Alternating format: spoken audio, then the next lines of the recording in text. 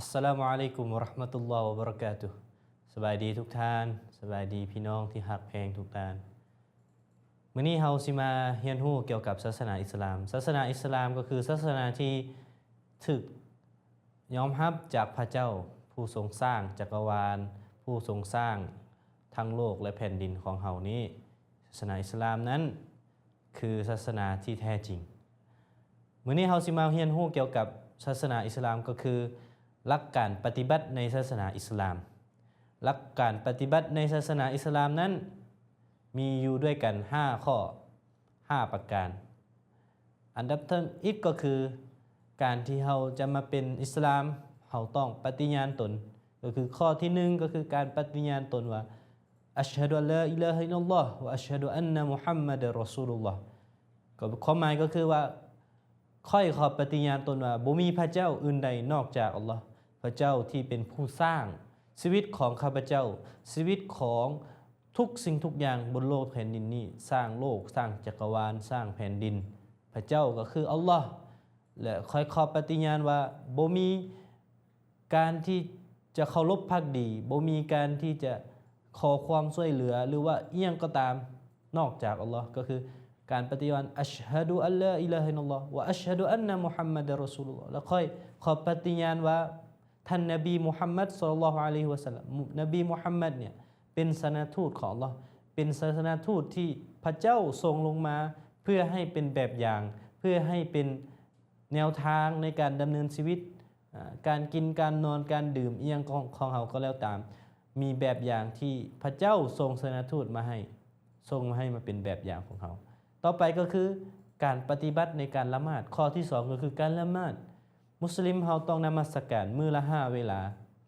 บ่ว่าจะเป็นเด็กน้อยผู้ใหญ่ผู้เฒ่าผู้แก่เป็นข้อบังคับต้องละหมาดใน5เวลาในมื้อหนึ่งอันดับ3ก็คือที่3ก็คือการจ่ายซะกาตการบริจาคเพื่ออย่างเพื่อที่จะเฮ็ดให้สังคมของเรานั้นมีประสิทธิภาพมีความสมดุลในความเท่าเทียมบ่ว่าจะเป็นคนรวยคนทุกข์คนยากก็มีความเท่าเทียมในการที่จะจ่ายทรัพย์สินที่ตัวเองมีเพื่อให้บรรเทาให้กับผู้ที่ยากจนข้อที่4ก็คือการถือศีลอดการถือศีลอดการอดอาหารก็คือในเดือนอิสลามเดือนรอมฎอนมุสลิมผู้ที่เชื่อในพระเจ้าผู้ที่เชื่อในอิสลามนั้นต้องปฏิบัติก็คือการอดอาหารการละเว้นความชั่วบ่ว่าจะเป็นการกระทำหรือด้วยคำเว้าคำว่าอิสลามเฮาก็ได้งดเว้นในเดือนหนึ่งก็คือช่วยให้ร่างกายของเฮานั้นสามารถที่จะหยุดการที่ว่าเป็นการงดอาหารให้ร่างกายระบบอวัยวะของเฮาได้พักผ่อนข้อที่5ก็คือการไปประกอบพิธีฮัจญ์ในเดือนในประเทศมักกะฮ์ในเดือนซุลฮิจญะห์ก็คือให้เฮานั้นไปประกอบพิธีฮัจญ์ที่ประเทศซาอุดีอาระเบียก็คืออยู่มักกะฮ์เป็นเวลาเจาะจงของมันหากใครมีความสามารถใครบ่มีความสามารถก็ให้มีความปรารถนามีความต้องการที่อยากที่จะไปเฮ็ดประกอบพิธีฮัจญ์นี่ก็คือ5หลักปฏิบัติง่ายๆที่ศาสนาอิสลามให้เฮาเฮ็ดผู้ที่เชื่อมั่นในพระเจ้าผู้ที่ยอมรับในพระเจ้ายอมรับการข้อกำหนดของพระเจ้าแล้วแน่นอน5ปฏิบัตินี้เป็นสิ่งที่ง่ายดายและเป็นสิ่งที่บ่ยากสำหรับเขา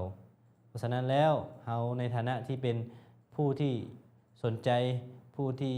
อยากเรียนรู้ศาสนาอิสลามลองมาปฏิบัติลองมาเชื่อลองมาศรัทธาในศาสนาอิสลามแน่นอนว่าศาสนาอิสลามนั้นบ่ได้ยากเป็นศาสนาที่ง่ายๆเป็นศาสนาที่เฮ็ดหยังพระเจ้ารู้จักพระเจ้าก็เป็นศาสนาที่ง่ายได้นี่ก็คือหลักปฏิบัติของศาสนาอิสลาม5ประการสุดท้ายนี้ก็ขอให้เฮาเปิดอกเปิดใจในการที่จะศึกษาศาสนาอิสลามศึกษาความเป็นมาศึกษาหลักความเชื่อของศาสนาอิสลามให้หลายๆเพื่อให้เฮานั้นได้รู้จักกับศาสนาที่แท้จริงเป้าหมายชีวิตของเฮาว่าเฮานั้นควรที่จะปฏิบัติอยู่ในหลักการศาสนาใดก็ขอขอบใจ